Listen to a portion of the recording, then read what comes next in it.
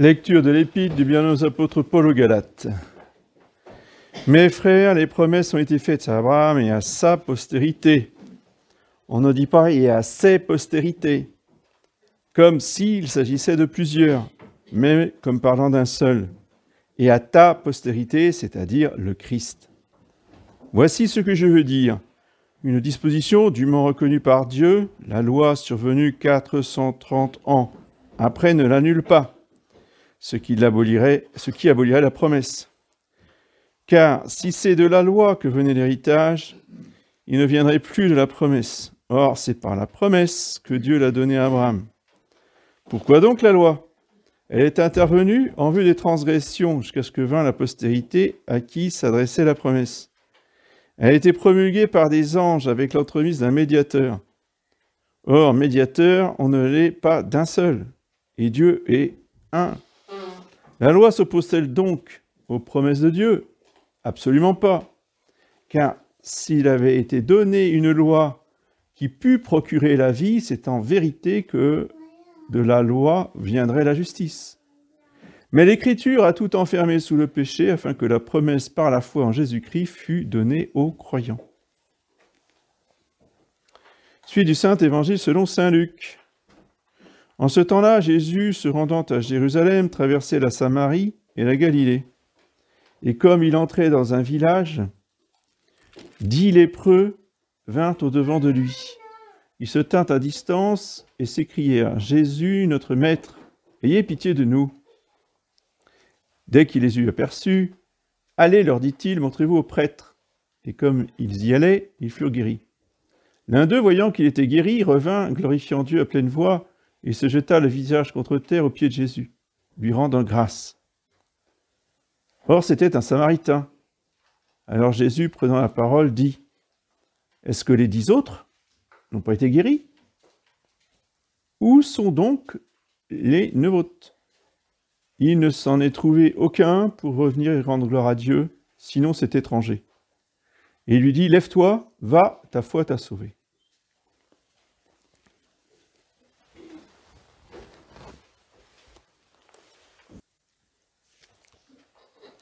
Au nom du Père, et du Fils, et du Saint-Esprit. Mes bien chers frères, nous célébrions hier la fête d'un des plus grands papes, avec Saint Pie V, de l'histoire de l'Église. C'était la fête donc de Saint Pie X, le dernier saint pape de l'histoire, parce qu'il n'y en a pas eu d'autres ensuite, pape canonisé. Ce géant de la foi qui a reculé, je dirais, l'éclipse de l'Église quasiment de 100 ans. C'est grâce à son intervention, grâce à son élection, que les modernistes ont été terrassés et qui n'ont pas pu arriver à leur fin au début du XXe siècle. Je ne peux que vous encourager à lire la vie de Saint Pie X. Et il existe donc une édition très facile pour les jeunes, donc vraiment de lecture tout à fait abordable, rééditée aux éditions Saint-Rémy, qui s'appelle « Le facteur de Riezé » par Unermann. Première remarque, première leçon sur, je dirais, l'accession au pouvoir de ce saint, qui était déjà saint avant de monter sur le trône de Pierre. Il est très riche d'enseignements. L'abbé Sarto, qui deviendra Monseigneur Sarto, l'évêque de Mantoue, d'abord vient d'une famille pauvre et simple, puisque son père, justement, était facteur dans un petit village de campagne, à Riezé. Et sa maison, d'ailleurs, est toujours là, on peut visiter, à côté de Venise, la maison natale de Saint Pie X, qui est transformée en musée. Une famille très simple, une famille très pauvre. Et le petit Joseph Sarto, qui a été élevé aux meilleures vertus chrétiennes, qui a été habitué à travailler dur pour réussir. Quand il est rentré au séminaire, il a fait de brillantes études, parce qu'il était très doué, que ce soit en théologie comme en musique, en chant.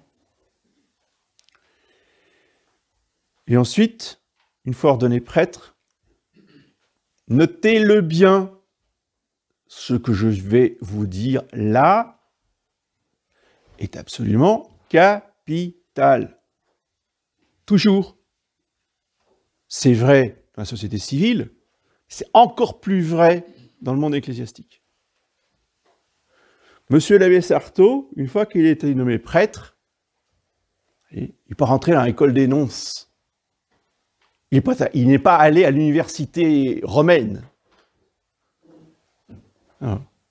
Il a été simple vicaire dans une petite paroisse de campagne. Voyez ? Là, il a travaillé au service des âmes, dans l'obscurité, dans l'inconnu, l'anonymat, pour les âmes.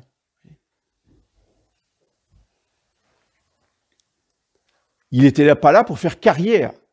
L'abbé Sarto n'a jamais fait carrière. Lui, devenir évêque ou cardinal, c'était le dernier de ses soucis.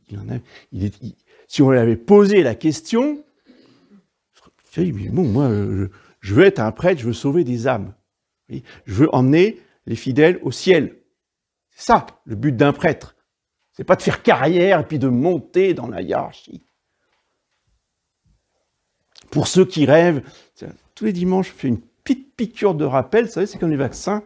Pour ceux qui rêvent encore, quand l'Église reviendra en ordre, si l'Église, elle était en ordre. Oui, d'accord.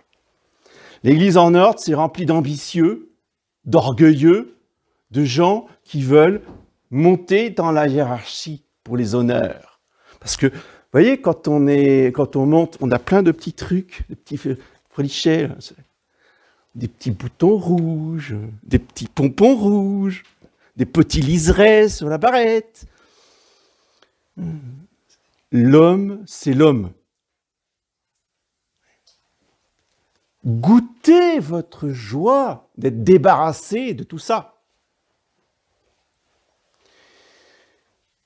Justement, les saints, eux, vivent en dehors de tout ça. Et l'unique but de l'abbé Sarto, c'était d'enseigner les fidèles pour qu'ils puissent connaître la doctrine chrétienne afin de sauver leurs âmes. C'était son unique préoccupation.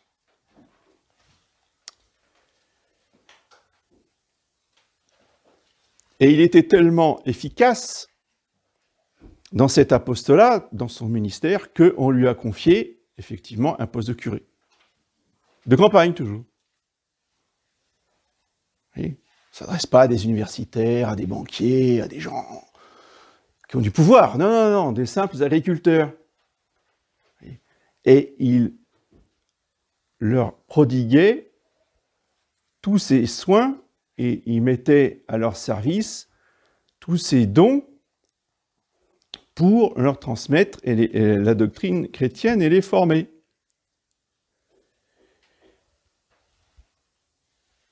Ensuite, il a été nommé évêque et il n'avait qu'un souci, c'était de former de bons prêtres.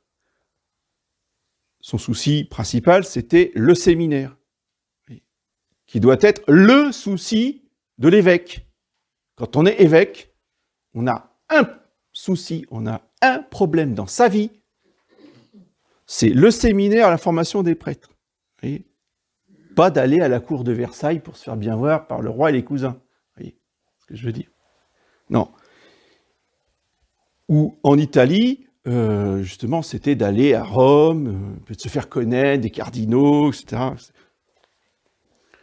Le seul objectif de Monseigneur Sarto, c'était que ces séminaristes aient une foi pure, intégrale, une doctrine, une théologie à l'école de saint Thomas, et qu'ils soient des bons prêtres, qui aiment la liturgie et qui aiment le chant grégorien, parce qu'à l'époque, ce n'était pas évident. À l'époque de Monseigneur Sarto, il faut bien savoir que le chant grégorien était rare. Parce que, toujours pareil, on veut du clinquant, on veut des choses qui brillent, on veut du spectacle. Vous voyez ? Donc on faisait les grandes polyphonies. Je n'ai rien contre les polyphonies, j'aime beaucoup Palestrina et tous ces auteurs-là. Mais ce n'est pas essentiellement le chant de la liturgie. Donc déjà, Monseigneur Sarto luttait dans ses paroisses contre les chorales qui voulaient faire de la polyphonie et toujours de la polyphonie. Il leur a dit, vous arrêtez votre polyphonie et vous me prenez le chant grégorien. Donc déjà, chez l'évêque Monseigneur Sarto, on avait déjà en germe, voyez, les grandes réformes, les grandes actions du pape Saint Pie X, dès le début. Parce que Saint Pie X, si vous voulez, il n'a fait qu'appliquer à l'Église universelle les méthodes qu'il avait appliquées dans sa paroisse et après dans son diocèse. Alors, comment se fait-il qu'il soit arrivé sur le siège de Pierre? C'est pas du tout parce qu'il était connu et apprécié des cardinaux. Quelqu'un qui a le profil du cardinal Sarto, même après, parce qu'il a été nommé cardinal, mais il avait déjà une solide réputation en tant qu'évêque, c'est le dernier qu'on va nommer pape. Et on ne va pas dire ce brave paysan, là. Non, ça n'a pas de sens. Oui. On nomme des gens qui ont des diplômes, on nomme des gens qui ont fait une carrière brillante, on nomme des gens qui ont été ambassadeurs, on appelle ça des nonces. Ça, c'est des gens qu'on va nommer pape. Oui. Trouvez-moi, au moins dans les derniers temps, de ces gens-là qui brillaient par leur vertu. Et celui qui était bien, celui qui était apprécié, celui qui était de grande noblesse, celui-là, on l'a élu pape. Et grand prince de, je ne sais plus où, je crois de Sicile, je peux me tromper. Rampolla del Tindaro. Ah, ça, c'était quelqu'un de bien. Juste, il était franc-maçon. Hein. Mais c'était quelqu'un de bien, de présentable. Oui. Quand on veut faire du bien efficacement et du bien véritable, du bien surnaturel, ce ne sont jamais les réseaux mondains qui sont subjugués par les diplômes et tout ce qui brille, qui vont réformer quoi que ce soit. Et quand Dieu a décrété qu'il ferait du bien malgré les hommes, alors il casse les joujoux des hommes. Il a toujours des moyens. Il trouve toujours des moyens. Et les moyens auxquels on s'attend le moins, hein, parce que, je veux dire, tout le monde avait oublié complètement cette histoire de veto de l'empereur d'Autriche. Parce que c'était tombé en désuétude, c'était plus utilisé, donc oui, on savait dans l'histoire qu'on avait appris ça dans les livres, c'est tout, quoi. Sauf que Dieu a suscité l'empereur d'Autriche par des moyens, par des... peu importe quels sont les moyens, il y en a qui se disputent pour savoir qui a prévenu l'empereur d'Autriche, etc. Bon, bref, peu importe. Le fait est que la Providence a utilisé ses moyens pour faire intervenir l'empereur d'Autriche et mettre son veto à l'élection de ce grand cardinal Rampolla. Si vous voulez, Rampolla, pour ceux qui ne connaissent pas l'histoire, c'était l'homme du Vatican. C'était la personnalité absolument incontournable, le plus important. Il tenait tout dans sa main. Secrétaire d'État, c'est-à-dire c'est le Premier ministre. C'est lui qui avait relation avec tous les États du monde, au nom du pape, au nom du Saint-Siège. C'est lui qui avait la main sur la fameuse école des nonces. Donc c'est lui qui formait tous les ambassadeurs du Vatican et qui recrutait, voyez, les candidats qu'il jugeait les meilleurs, les plus intelligents, les plus utiles, qui les recrutait pour son école des nonces afin de les envoyer après dans les ambassades auprès des gouvernements. Alors, petite note historique qui a son importance, dont très peu, malheureusement, parlent, on n'en parle pas beaucoup, pas du tout. Enfin, ça commence à se savoir maintenant dans nos chapelles, mais c'est très récent. Ce fameux cardinal Tindaro, franc-maçon, a recruté della Chiesa, un abbé de la Chiesa, entré à l'école des nonces, deviendra Benoît XV. Il a recruté Eugenio Pacelli, tiens, il viendra Pie XII. Il a recruté Jean-Baptiste Montini, tiens, qui viendra le pseudo Paul VI. Et avant lui, il a recruté Angelo Roncalli, qui sera appelé Jean XXIII. D'accord? Donc, quasiment tous les papes, sauf un, du XXe siècle, jusqu'après Vatican II, ont été recrutés, repérés, formés par Rampolla. Ça donne quand même une explication. L'empereur d'Autriche étant intervenu, vous voyez, Dieu a humilié devant tous les cardinaux celui qui, ça y est, c'était son but. Lui, c'était sa carrière qui était en jeu. Il en rêvait en se ravannant le matin, vous voyez, je vais devenir le pape. Et il a tout fait pour l'être, et il est devenu. Le temps de quelques heures, à peine, même pas. Puisqu'il a dit oui, évidemment. On lui a dit, vous êtes élu, est-ce que vous voulez l'être? Bah oui, bien sûr. Donc il a été vraiment pape, ce Rampolla. Sauf que, le veto étant tombé, il a dû renoncer au souverain pontificat. L'humiliation suprême de l'orgueilleux, celui qui s'élève sera abaissé. Alors là, on a une illustration magnifique. Et bon, contraint et forcé de refaire une élection, alors, du coup, il n'y a plus de candidat. Qui on va élire comme souverain pontife? Puisque les clans, il n'y avait plus de candidats. Alors, qu'est-ce qu'on fait dans ces cas-là? Ben, on choisit celui qu'on juge le plus benet, enfin le moins dangereux, qui va pas nous faire des histoires. Hein, on va lui dire, tu fais ça, et puis il va faire ça. Donc, on va choisir un cardinal, oui, un fils de paysan, là, lui, celui-là, il est idéal, ça va lui tomber dessus, et on va le mener comme on voudra. Voyez, c'est comme ça que raisonnent les gens qui sont imbus d'orgueil, de diplôme et de carrière. Vous voyez, ça va tomber sur lui, et c'est tombé sur lui. Dieu utilise la bêtise des hommes pour accomplir ses œuvres, son plan. Et une fois élu, vous voyez,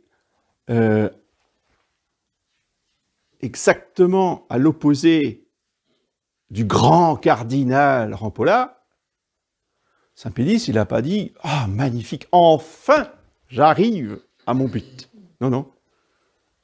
Il a dit « Laissez-moi 1 heure avant que je donne ma réponse. Il est allé devant le Saint-Sacrement et il a pleuré devant le Saint-Sacrement pendant 1 heure. Vous voyez la différence? Lui, il ne faisait pas carrière. Lui, il n'était pas là pour briller. Il était là pour sauver les âmes.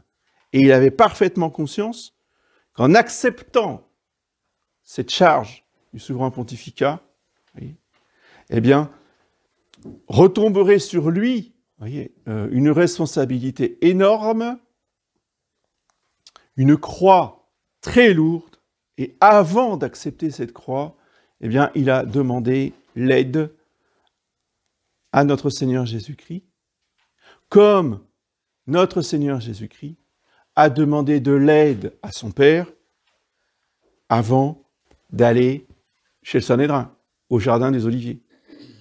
Saint Pie X a vécu l'agonie de Jésus avant d'aller prendre sa croix en retournant auprès des autres cardinaux et en disant « j'accepte ». Ça donne toute la dimension. Si on ne connaît pas cette histoire qui a précédé le pontificat de Saint Pie X, on ne comprend pas Saint Pie X.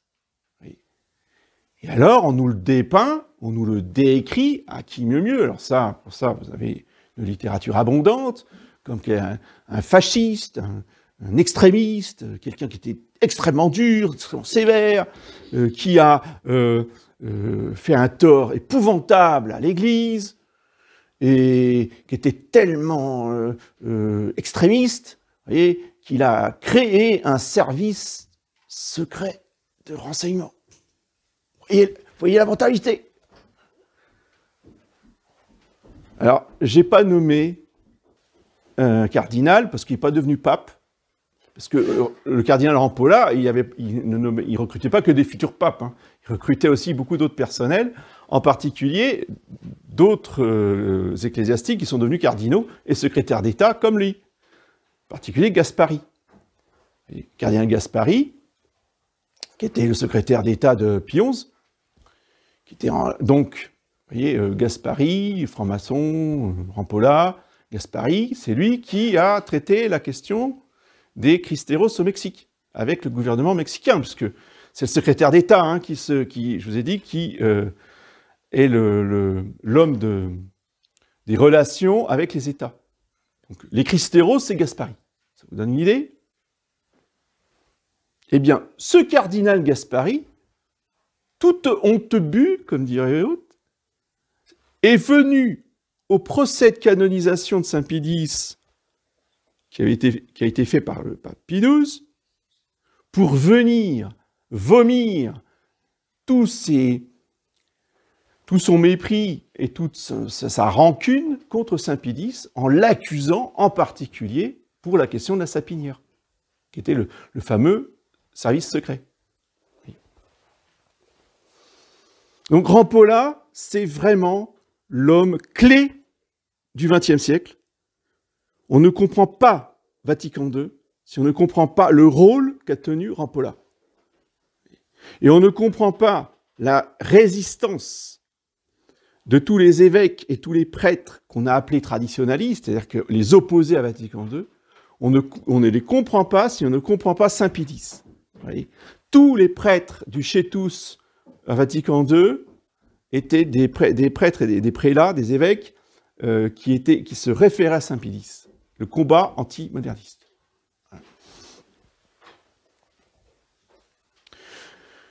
Donc, prions Saint Pie X, vous voyez, dans ces temps troublés où nous sommes juste à la conclusion de son combat à lui. Lui, il a fait le combat 1905, 1804, disons, son élection 1903, 1904, jusqu'à 1914. Et nous sommes au début du siècle suivant, vous voyez, une bonne centaine d'années, tiens, une bonne centaine d'années. Ça vous rappelle rien hein? La fameuse apparition hein, de Satan à Léon XIII. Voilà. Nous sommes à la fin. Donc nous allons assister à à la défaite définitive de cet assaut général de l'hérésie moderniste. Il nous faut donc beaucoup prier Saint Pie X pour garder la foi, pour nous protéger contre l'hérésie moderniste et ses retombées, afin de rester fidèles à la foi de l'Église et à la foi de tous les papes depuis Saint Pierre, ce qu'on appelle la foi apostolique. Et cela ne se fait pas tout seul. Eh bien, chers frères, ça ne se fait pas uniquement en écoutant un sermon le dimanche, et puis c'est tout, quoi. Ça demande un minimum de travail régulier, de formation, d'approfondissement du catéchisme. C'était la grande préoccupation de Saint Pie X. Il a fait toute une encyclique, d'ailleurs, sur ce sujet, que je vous recommande, s'appelle Acerbo Nimis, sur l'enseignement de la doctrine chrétienne. Il cite le prophète Osée en disant que la principale cause de la damnation des âmes, c'est l'ignorance. Voilà ce que Dieu dit à Osée dans l'Ancien Testament. La science de Dieu n'est plus sur la terre. Le crime a débordé, le sang est partout. Aussi, la terre pleurera à cause des crimes, et tous ceux qui l'habitent seront sans force. La faiblesse, le libéralisme, la mollesse, le laisser-aller, la dégénérescence ont pour cause principale l'ignorance de la doctrine chrétienne. Benoît XIV, cité par Saint Pie X, disait « Nous affirmons qu'une grande partie de ceux qui sont condamnés au supplice éternel subissent ce châtiment sans fin à cause de leur ignorance des mystères qu'il est nécessaire de savoir et de croire pour être placés parmi les élus. »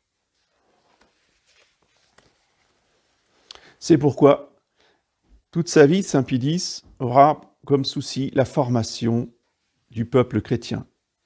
D'abord avec l'école. Oui.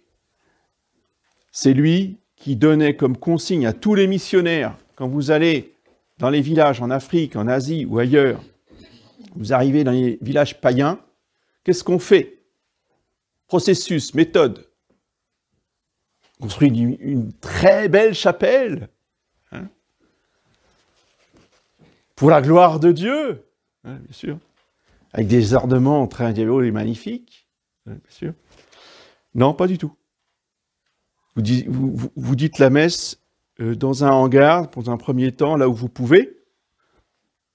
Vous l'arrangez de manière digne, je veux dire, avec les moyens du bord.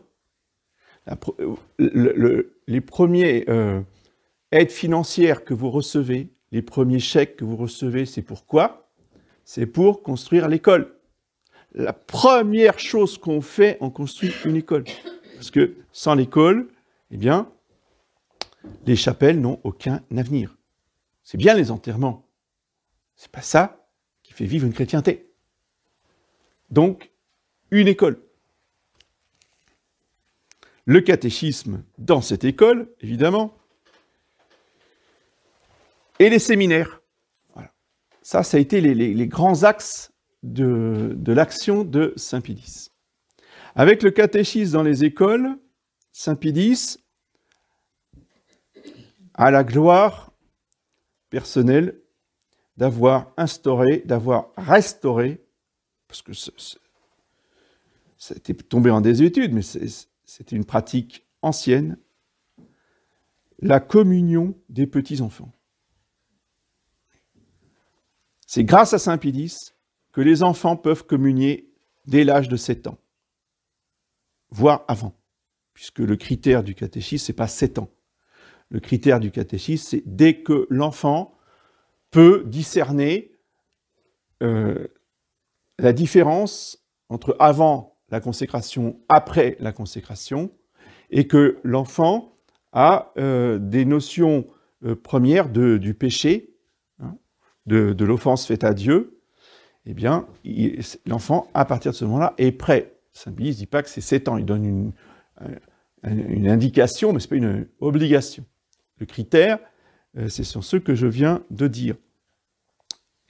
Et il y a tout un paragraphe dans l'encyclique sur la communion des petits-enfants, où justement il montre du doigt la conséquence de l'hérésie janséniste dans les familles catholiques, dans les paroisses, dans le clergé. Il dit c'est à cause des jansénistes qu'on en est venu à faire la communion à 14 ans. Attendre l'âge de 14 ans pour communier, c'est une absurdité. Donc Saint Pie a rabaissé l'âge de la première communion pour faire venir le Seigneur Jésus dans le cœur des petits-enfants. Pas les enfants de 7 ans, les petits-enfants. Après, il y en a, il faut peut-être attendre 8 ans. Hein. C'est pas, ça, c'est à chacun de voir. Mais ne pas empêcher des enfants très jeunes, qui sont très éveillés, qui ont un grand désir de communier, eh bien, il faut les amener à la Sainte Table. Vous voyez, ça, c'est le coup de génie d'un saint arrivé au sommet de l'Église et qui crée des lois pour l'Église universelle afin de donner les moyens à tous de se sanctifier. Bon, inutile de dire que Saint Pie avait une très très grande dévotion envers la Sainte Vierge et l'Immaculée Conception. Ça va sans dire, mais ça va mieux en le disant. Son ouvrage, enfin son encyclique maîtresse étant évidemment l'encyclique Pascendi, où il démontre la nocivité, l'hérésie que constitue le modernisme. Et évidemment, les modernistes n'étaient pas concernés. Parce que les modernistes, eux, ils n'ont jamais adhéré à un corps de doctrine qui était le modernisme. Ils avaient des idées. Ils avaient le désir de rénover l'Église. C'est tout. Et ça a été le génie de Saint Pie de prendre toutes ces idées des uns et des autres et de montrer que toutes ces idées forment un corps de doctrine parfaitement cohérent. Et ce corps de doctrine, une fois qu'il a été exposé dans l'encyclique, eh bien, il le réfute point par point. Donc c'est cette encyclique-là, Pascendi Dominici Grésis, que j'ai bien l'intention d'étudier avec vous sur Telegram, pour que vous soyez informés des enjeux et de la dangerosité des idées qui circulent partout aujourd'hui, hein, dans tous les milieux catholiques, dans toutes les familles catholiques officielles, sont tous imbus de modernisme et ils ont tous l'esprit moderniste et le fonctionnement moderniste. Voyez. Et à partir du moment où on repère ça, si vous voulez, eh bien, ça nous fait gagner beaucoup de temps, vous voyez, parce que ça nous permet d'écourter les conversations et de dire on priera pour votre conversion. Un moderniste, par définition, et ça, ben, c'est le génie de Saint Pie de nous l'avoir montré, voyez, ne peut pas se convertir, sauf miracle. Je veux dire, c'est comme c'est un péché contre le Saint-Esprit. Alors, même ceux qui ont commis des péchés contre le Saint-Esprit ont pu se convertir. C'est pas parce qu'il y en a 1 sur 1 milliard qu'on va dire, ah bah le péché contre le Saint-Esprit est rémissible. Non. Jésus a dit, le péché contre le Saint-Esprit n'est pas rémissible. Et le problème du modernisme, c'est pas simplement une hérésie sur un point. C'est déjà pas facile, quand on est hérétique, sur 1 ou 2 points, ou 3 points, de se sauver. Mais le problème du modernisme, c'est l'égout collecteur de toutes les hérésies. Donc, vous absorbez le modernisme, c'est terminé. D'où l'importance de se former, j'allais dire de se vacciner, vous voyez ce que je veux dire, de se prémunir contre le modernisme. Et tout ça, je le développerai dans les exposés de l'encyclique, mais pour ceux qui sont un petit peu dubitatifs, tu vois, les abbés exagèrent, je sais, on m'a toujours dit, c'est pas nouveau. Non, j'exagère pas. Mais oui, mais regardez, moi, je viens du modernisme. Oui, d'accord. Moi aussi, je viens du modernisme. Je suis baigné dedans, je suis un pur produit de Vatican II. Avec un oncle épouvantable, apostat, qui m'a baptisé. J'ai tout ce qu'il faut pour être moderniste. Sauf que j'étais jamais vraiment moderniste. C'est que la mentalité qu'on avait était en contradiction fondamentale avec le modernisme. C'est comme ça qu'on peut se récupérer. Mais quelqu'un qui adhère à 100% à tout le système moderniste, celui-là ne peut pas se sauver. C'est pas possible. Oui. C'est ça le drame. Donc il faut absolument prévenir, former, avertir, pour que le moins d'âmes possible adhèrent sans réserve à ce système moderniste. Oui. Et même si on ne peut pas, j'allais dire, les convaincre de la foi intégrale, parce que ça, c'est quand même très fort, trop fort pour eux, qu'au moins, on leur donne des principes, on leur éclaire sur la vérité, qui les protège déjà de ce trou noir moderniste. Oui. De ne pas se laisser complètement happer par cette hérésie totalement destructrice. Oui. Ça, c'est l'amour de la réalité. L'amour de la vérité et de l'amour du réel, l'amour du concret. Le modernisme, c'est un pur intellectuel, voyez, qui a quitté complètement la réalité. Le catholique, avec ses faiblesses, hein, avec voilà, ses parts d'ombre et d'ignorance, mais celui qui se réfère toujours au réel, à la réalité, eh bien, celui-là pourra être arraché à l'influence des modernistes. Les autres, pas. Ouais. Donc, d'où l'importance de prier Saint Pie X dans ce contexte apocalyptique. C'est pas moi qui exagère, c'est la situation. Plus on s'approche du règne de l'Antéchrist, plus les forces du mal sont puissantes. C'est tout. Et à partir de ce moment-là, une fois qu'on le sait, eh bien, on s'en garde et on peut s'éloigner en ayant justement l'intelligence formée pour discerner tout le mal de cette hérésie. Au nom du Père et du Fils.